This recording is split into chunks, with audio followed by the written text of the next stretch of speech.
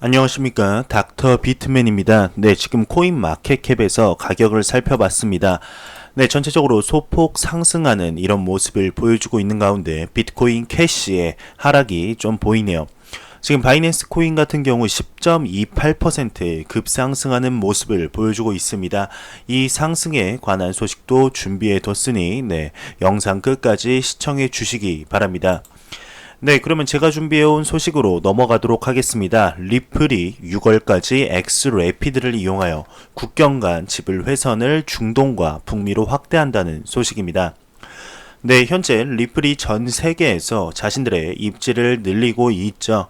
리플의 상품인 국경을 초월한 지불을 위해 엑스래피드를 확장하기 위해 노력하고 있다고 전했다고 합니다.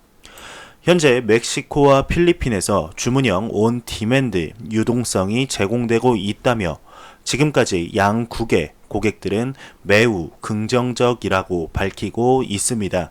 그러면서 다음 서비스를 제공할 지역을 조사하고 있는 것으로 보인다고 하는데요.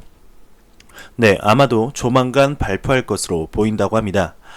리플의 관계자에 따르게 되면 자신들은 제품, 마케팅, 그리고 엔지니어링 팀이 다음 지역을 선택하기 위해 노력하고 있다고 전했다고 하는데요. 네, 당연하게도 엑스래피드의 장점은 이제 많은 분들이 아시다시피 빠른 속도를 제외하고도 이제 효율적이고 이제 매우 다양하다는 것을 아실 겁니다. 특히 스위프트와 많이 비교가 되게 되죠. 왜냐면 리플사의 목표가 스위프트를 대체하는 것이기 때문에 스위프트의 많은 수수료와는 달리 거의 무료에 가깝습니다. 이는 전통적인 자금 이체 시스템보다 우위를 점하는 장점이지만 이러한 장점에도 불구하고 명확한 규제가 부족한 관계로 대형 은행들의 수용을 아직까지 꺼리고 있다고 합니다. 하지만 리플은 전통적인 대형 은행의 암호화 방식의 송금 서비스를 제공할 준비가 되어 있으며 이미 세 가지 암호화폐 거래소 코인스, PH, 비소, 그리고 비트렉스와 제휴를 맺었다고 합니다. 이들 거래소를 통해 XRP를 이용한 국경 간 지불을 원활하게 할 것으로 기대되고 있다고 하는데요. 네, 또한 머큐리 FX는 최근 개설된 멕시코와 필리핀에서 엑스래피드를 이용한 강력한 국경 간 지불 회선을 개설했다고 합니다. 이를 통해 이미 영국에서 필리핀으로 송금하는 첫 번째 지불을 완료했다면서 이에 대해 머큐리 FX가 올해 6월까지 중동과 북미 노선을 포함해 최대 10개의 결제 회선을 개설할 계획이라고 발표했다면서 기사가 마무리되고 있습니다. 네, 굉장히 리플과 XRP에 관한 많은 소식들이 계속해서 나오고 있습니다. 그 와중에 이런 아무리 리플 XRP를 좋아하는 투자자이지만 이거는 좀 너무한 것 같다는 생각이 듭니다. XRP가 주말 전에 $300에 도달할 것으로 예측하는 암호화폐 애널리스트가 있다고 합니다. 네, 유명한 암호 해독 분석가이자 투자가인 이제 크립토랜드가 XRP가 이번 주 주말 전에 $300를 돌파할 것으로 대담한 예측을 내렸다고 하는데요. 이는 현재 가격 대비 1000% 이상 성장할 것이라는 예측입니다. 네, 그러면서 이제 크립토랜드가 비트파이넥스의 성장 차트를 토대로 XRP가 0.32달러에서 0.34달러로 급격히 상승한 것으로 예측을 했는데요. 시장이 어제 4월 16일에 늦은 시간에 시작된 회복으로 상승하기 시작했다면서 XRP는 비트코인으로 상승하는 모든 크립토 커런시에 대해 더 높은 가격을 계속할 것이라고 전문가들이 말하는 이 회복에서의 최고 이득자가 되었다고 합니다. 크립토 랜드의 예측이 유지된다면 시장은 과거의 속도보다 훨씬 빠르게 움직일 필요가 있다고 하는데요. 네, 크립토 커런시가 암호화폐가 누리고 있는 이익은 올해 시작된 이래로 큰 채택을 얻었기 때문에 거의 놀라운 일은 아니라고 하는데요. 네, $300가 갑자기 되는 게 이게 근데 놀라운 일이 아닐까 싶습니다. 참, 네, 이런 예측 좀 조심해야죠. 정말 $300가 된다면 이 크립토 랜드 네, 이 사람은 정말 선구자가 되는 거고 아니면 아닌 거고요. 참, 네, 예측하기 쉬울 것 같습니다. 네, 맞으면 그냥 맞는 거고 아니면은 그냥 넘어가고 네, 참 쉽게 예측하는 것 같네요. 네, 이런 예측 조심해야 될 것 같습니다. 네, 바이낸스 CFO가 장외 거래량이 급증했다고 합니다. 1분기 실적 향상 견인을 했다고 하는데요. 암호화폐 전문 미디어 코인 텔레그래프에 따르게 되면 바이낸스 CFO인 저우 웨이가 해당 미디어와의 인터뷰에서 장외 거래량이 급증하면서 1분기 실적이 크게 향상됐다고 합니다. 특히 지난달 거래액이 3개월 전 대비 급증했는데 이는 비트코인 및 알트코인 가격 상승에 따른 것으로 보인다고 진단했다고 합니다. 한편 앞서 암호화폐 미디어 더 블록은 1분기 바이낸스 영업이익이 7,800만 달러를 기록했다는 보도를 했는데 이는 지난해 4분기 기록한 4,700만 달러 대비 약 66%가 증가한 수치라고 합니다. 네, 계속해서 바이낸스에 관한 소식입니다. 바이낸스가 바이낸스 체인 메인넷을 출시했다고 합니다. 오는 23일 한국 기준으로 9시 바이낸스 코인 메인넷 스왑을 시작한다는 설명입니다.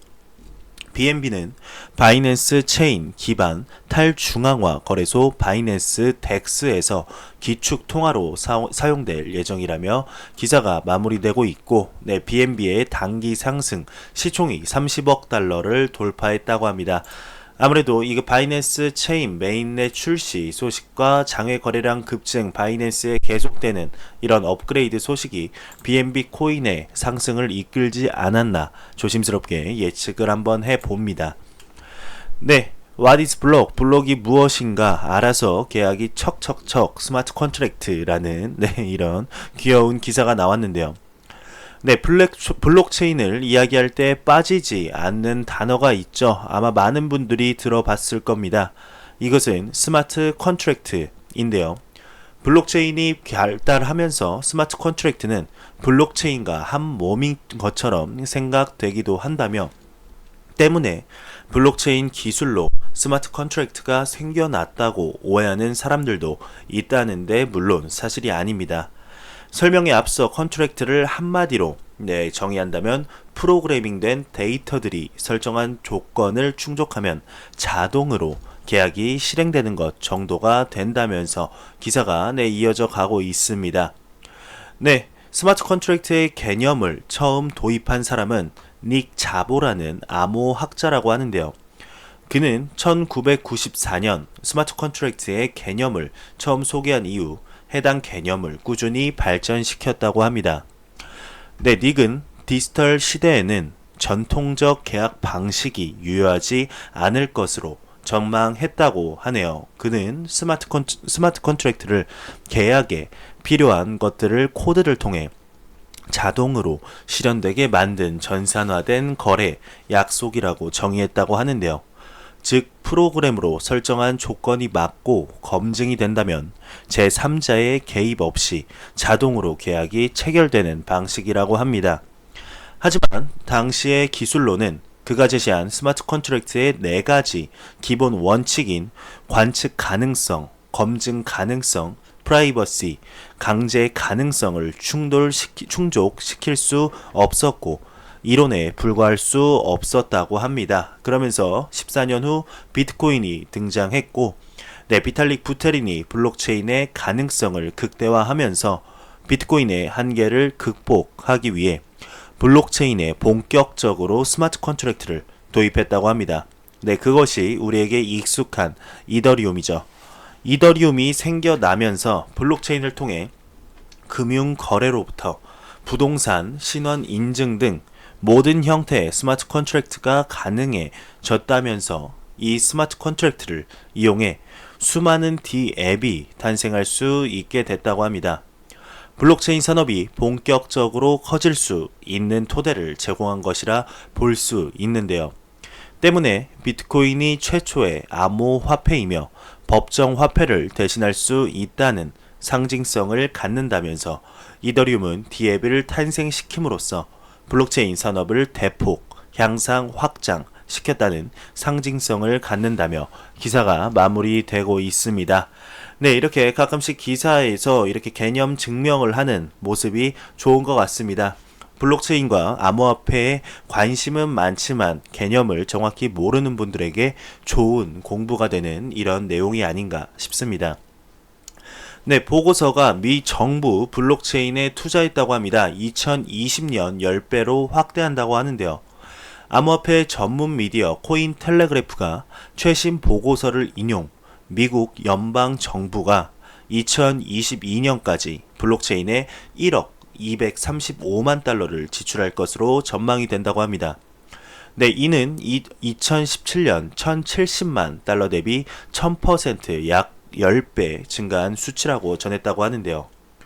해당 보고서는 또 지방 정부의 블록체인 지출 또한 2017년 440만 달러에서 2022년 4,820만 달러까지 증가할 것이라고 전망했다고 합니다. 네, 이와 관련해 IDC 연구 그룹 디렉터 숀 메카시는 자산 관리, 신원 관리, 스마트 계약이 정부의 주요 블록체인 솔루션이 될 것으로 확신한다며 정부의 블록체인 투자는 초기 공급망 및 자산 관리 솔루션에서 신분 관리, 복잡한 금융 거래 등으로 확대될 것이라고 관측했다며 기사가 마무리되고 있습니다. 네, 이더리움 기업 연합이 MS 기업 지원 토큰 구축 키트 프로그램을 가동한다고 합니다. 이더리움 기업 연합이죠. EEA와 마이크로소프트가 기업의 암호화폐 설계와 생성을 지원하기 위한 새로운 프로그램을 시작한다고 합니다. 네, 17일 코인 텔레그래프 보도에 따르게 되면 이더리움 기업 연합은 여러 블록체인 네트워크를 아우르는 기술 중립적 토큰 분류 이니셔티브를 추진한다고 성명을 통해 밝혔다고 합니다.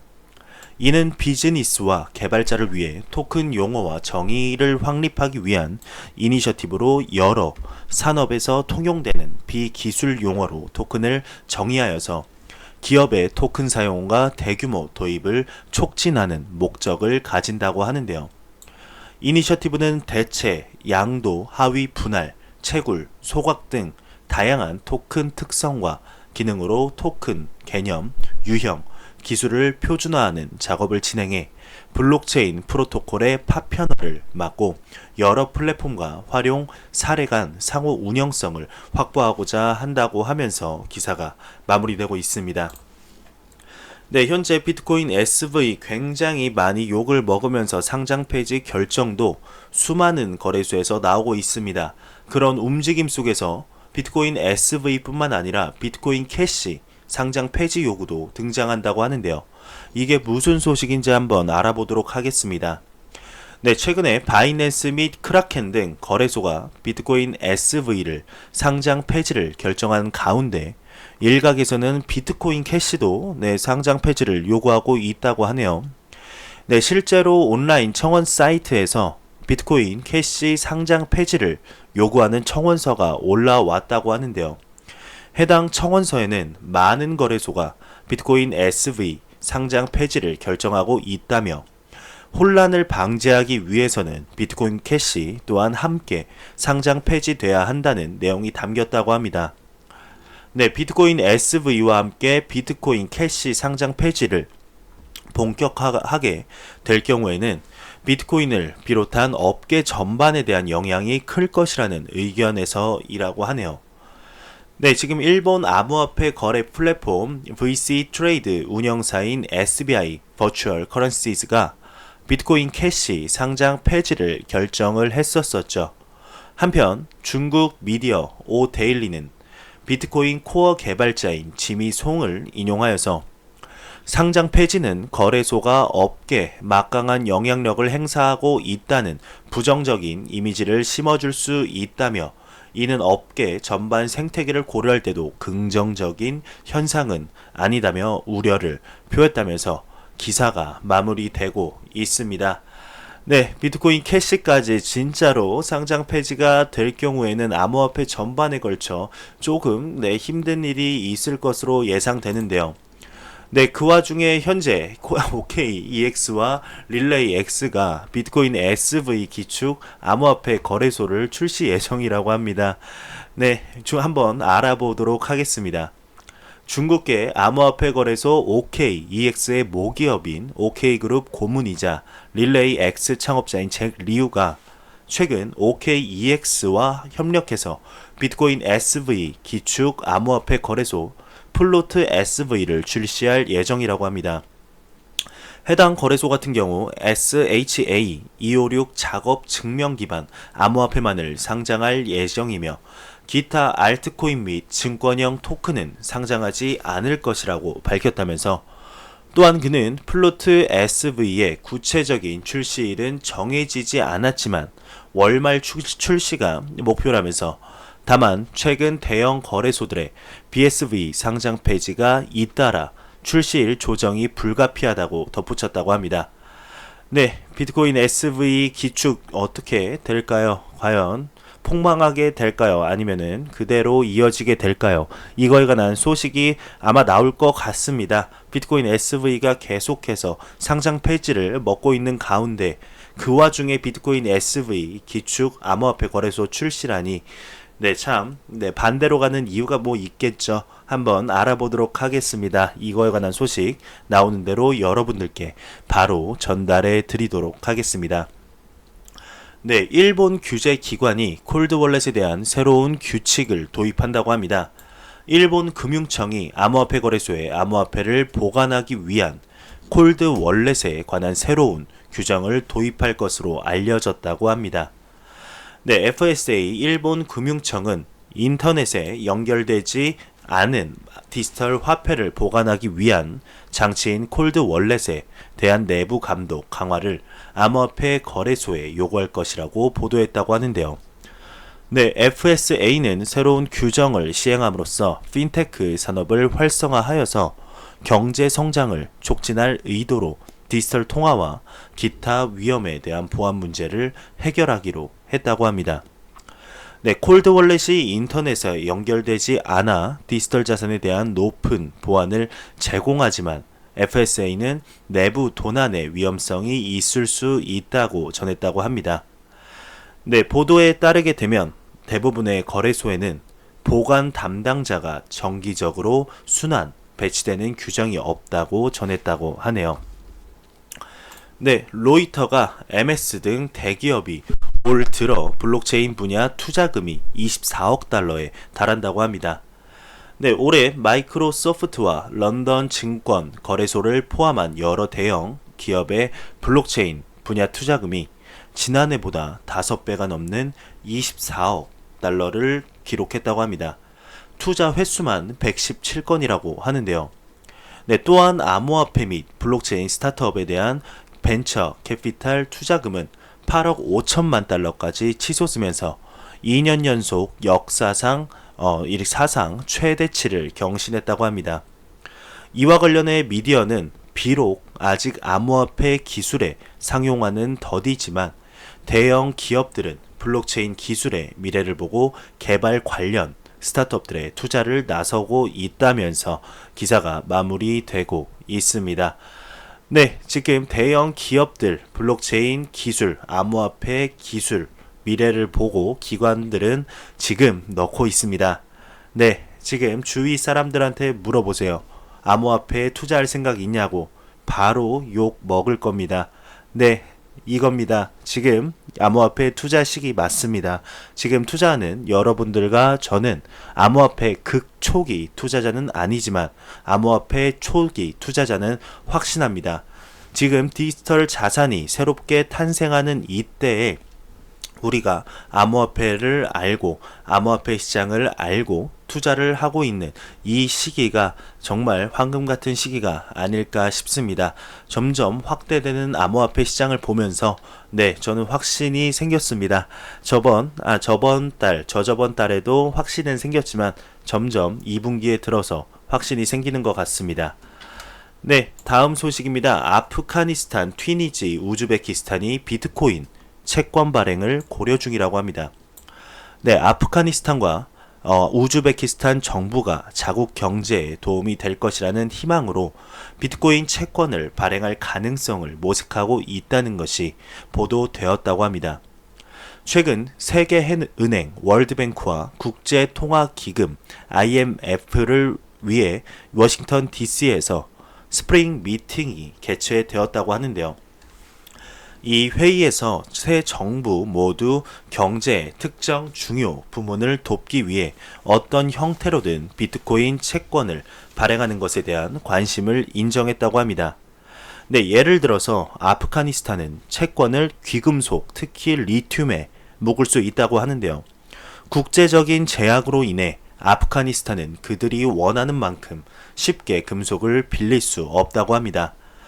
네, 그러나 칼릴 세디크 아프가니스탄 중앙은행 총재는 블록체인 기술을 이용하면 하이퍼레저를 참조할 수 있다고 말했으며, 이 경우 하이퍼레저의 블록체인 기술 금융 서비스 플랫폼으로 가능한 최초의 금융 상품을 통해 국제적 국제 시장에 접근할 수 있는 방법을 제공할 수 있다고 합니다.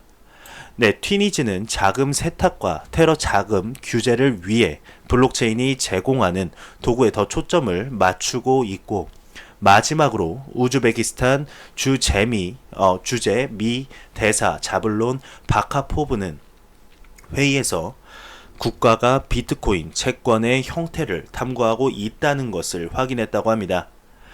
이러한 국가들이 얼마나 빨리 그러한 채권을 제공하려고 하는지 분명치는 않지만, 국제통화기금은 최근 암호화폐에 대한 우려에 대해 목소리를 높이면서 조심스럽게 나아가야 한다고 경고했다며 기사가 마무리되고 있습니다. 네, 계속해서 비트코인의 유즈 케이스, 사용 케이스가 늘어나고 있습니다. 네, 좋네요. 너무 좋지 않습니까?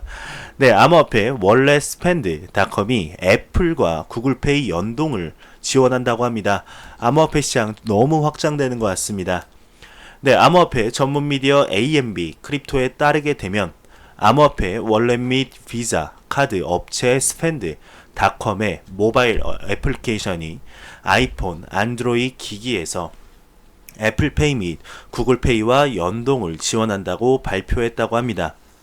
이에 따라 해당 앱 사용자들은 애플페이 및 구글페이 결제를 지원하는 상점에서 앱 내 디지털 자산 및 법정 통화를 이용한 결제가 가능하다는 설명이라고 하는데요. 해당 월렛은 현재 비트코인 트론, 비트코인 캐시, 라이트코인, 데시, BNB, 리플, XRP를 지원하고 있다고 합니다. 네, 다크웹 실크로드 창업자 사면 청원이 16만 명이라고 합니다. 네, 현재까지 다크웹 최대 규모 암시장 사이트 실크로드 창업자인 로스 울브리 히트의 석방 및 사면을 요구하는 청원에 이미 16만 명 이상이 서명한 것으로 나타났다고 합니다. 서명이 아니죠. 죄송합니다. 네, 청원, 서명 외에도 키아누 리브스, 로저버 등 약 100여 개 유명 조직 및 네, 인사들이 울브리 히트의 석방 요구 서명서를 잇따라 발표하고 있다고 하네요. 네, 키아누 리브스가 걔 아닌가요? 매트릭스에서 네, 나온 애 같은데 이분도 성명서를 발표하고 있다고 합니다. 네, 울브리 히트는 2015년 실크로드를 통해 마약 판매와 불법 사업을 진행한 혐의로 종신형을 선고받은 바 있다며 기사가 마무리되고 있습니다. 네, 엔진 월렛이 FIO 가입을 했다고 합니다. 블록체인을 쉽게 만들 수 있도록 지원한다고 하는데요. 유스더 비트코인과 공유한 성명서에 따르게 되면 엔진 월렛이 암호화폐와 블록체인 기술을 최대한 쉽게 사용할 수 있도록 FIO, 즉 암호화폐 지갑 상호 운용성 재단에 가입한다고 밝혔다고 합니다.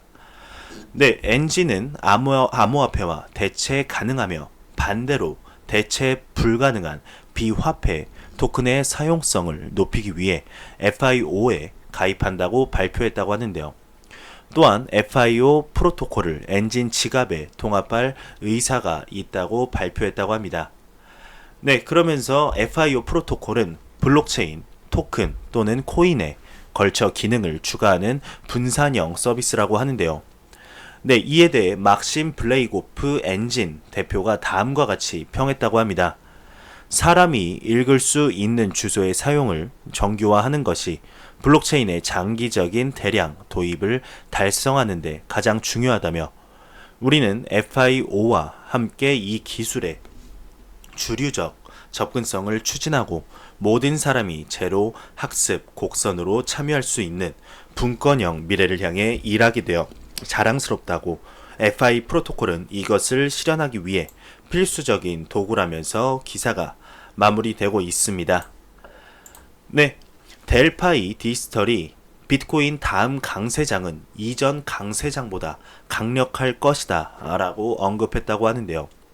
암호화폐 전문 미디어 CCN에 따르게 되면 최근 톰 쇼닛이 델파이 디지털 공동 창업자가 비트코인의 다음번 강세장은 이전 강세장보다 더 강력한 상승 추세를 동반할 것이라고 전망했다고 합니다.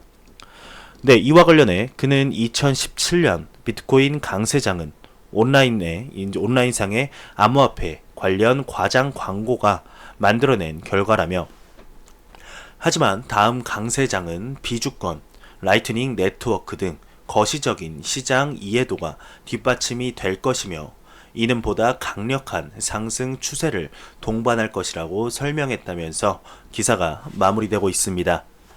네, 델파이 디지털의 말처럼 비트코인 다음 강세장이 이전보다 강력할 것이라는 이런 예측은 여기뿐만 아니라 수많은 전문가들, 수많은 트레이더들, 수많은 암호화폐 인플루언서들이 계속해서 언급하는 바입니다.